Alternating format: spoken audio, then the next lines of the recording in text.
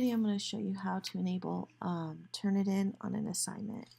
So you can just go up here to assessments and then Dropbox.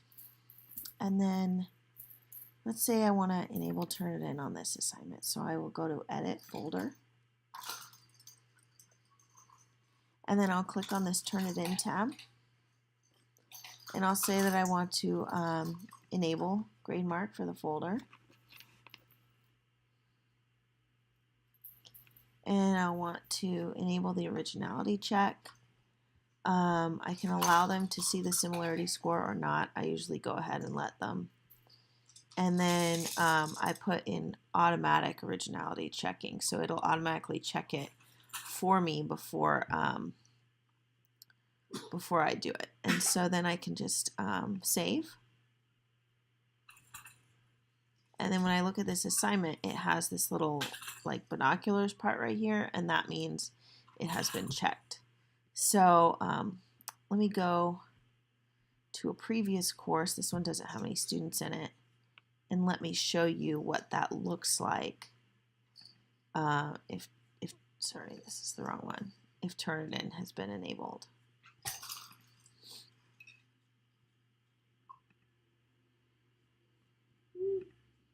Okay, Dropbox. So if we look at this assignment, you can scroll down and you can see here, if they turn in like a JPEG, it's not going to work, but you can see here, you can see all of their originalities. And some of these you have to be careful. You can't just automatically assume, like with this one, that it had a 65%, that meant it wasn't original, because a lot of the students turn in the actual lab paper that we give them, or the actual handout for the assignment, and then they put like the responses within that. And so since they're all turning in basically the same lab handout with their answers inside it, the lab handout part is all considered the same. And so it will, like we'll click on this one, I'll show you.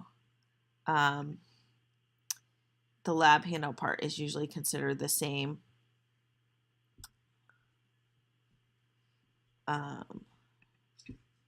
So if we click here, it's like, for example, they all had the same materials. Now this one is, they copied the procedure. They didn't put it in their own words, but you can see like this part of the data table is the same. And that's just, and this part of the data table is the same. And that's just because, they had the same thing, because everybody's using the same parts for their data table, and then like these are their questions, for example.